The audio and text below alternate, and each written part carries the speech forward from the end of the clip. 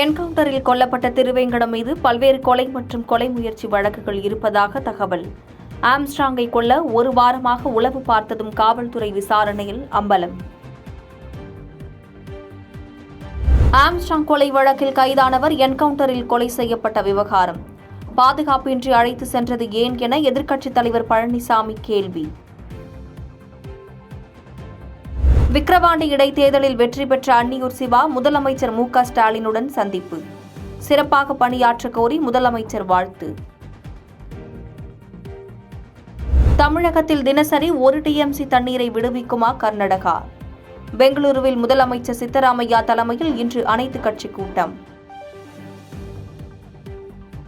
காவிரி நீர்பிடிப்பு பகுதிகளில் கனத்த மழை எதிரொலி. மேட்டூர் அணைக்கு நீர்வரத்து 4012 கன அடியாக அதிகரிப்பு. பிரான்ஸ் நாட்டு தேசிய தினம் புதுச்சேரியில் கொண்டாட்டம். போர் வீரர்கள் நினைவு சின்னத்தில் இந்தியா பிரான்ஸ் தேசிய கொடிகளை ஏற்றி மரியாதை. யூரோ கோப்பையை முதல் முறையாக கைப்பற்றுமா இங்கிலாந்து அணி? இறுதிப் போட்டியில் ஸ்பெயின் அணியுடன் இன்று பல பரீட்சை. கர்நாடக அணைகளில் இருந்து திறந்துவிடப்படும் உபரி நீர் வினாடிக்கு 21,000 கன அடியாக அதிகரிப்பு. நீர்வரத்து அதிகரிப்பால் தமிழக விவசாயிகள் மகிழ்ச்சி.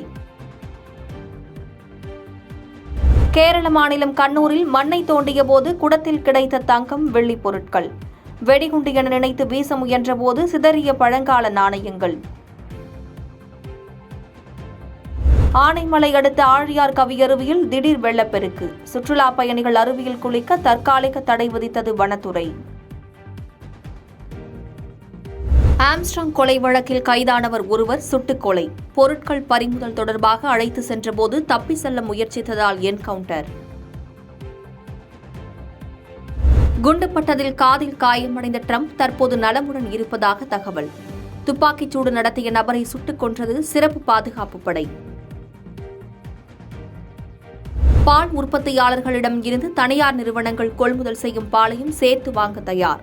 ஆவி நிர்வாகம் நடவடிக்கை எடுத்து வருவதாக பால்வளத்துறை அமைச்சர் மனோ தங்கராஜ் தகவல். ரவுடி துரைசாமி என்கவுண்டர் செய்யப்பட்ட வழக்கில் விசாரணை அதிகாரி நியமனம். புதுக்கோட்டை கோட்டாட்சியரை நியமித்து மதுரை மாவட்ட ஆட்சியர் உத்தரவு. முன்னாள் வீரர்களுக்கான சாம்பியன்ஷிப் ஆஃப் லெஜெண்ட்ஸ் கிரிக்கெட் கோப்பையை வென்றது இந்திய அணி. இறுதிப் போட்டியில் பாகிஸ்தான் அணியை வீழ்த்தி அசத்தல்.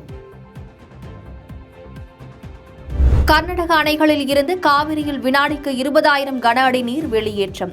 ஒகேனக்கலுக்கு வினாடிக்கு 5,000 கன அடி நீர் வரத்து.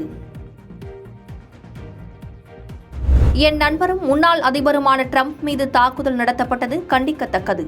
துப்பாக்கிச் சூட்டில் காயமடைந்த ட்ரம்ப் விரைவில் குணமடைய வேண்டுகிறேன் என பிரதமர் மோடி பதிவு. தமிழ்நாட்டின் ஒரு சில இடங்களில் ஜூலை 15ஆம் தேதி வரை மிதமான மழை பெய்ய வாய்ப்பு. சென்னை மற்றும் புறநகரின் ஒரு சில இடங்களில் 2 நாட்களுக்கு மிதமான மழை பெய்யக்கூடும் என்று வானிலை மையம் தகவல். பாதகம் செய்பவரை கண்டால் நாம் பயங்கொள்ளலாகாது பாப்பா. மோதி மிதித்து விடு பாப்பா, அவர் முகத்தில் உமிழ்ந்து விடு பாப்பா. அண்மை செய்திகளை உடனுக்குடன் தெரிந்து கொள்ள இணைந்திருங்கள் இயம்நாடு தொலைக்காட்சியுடன்.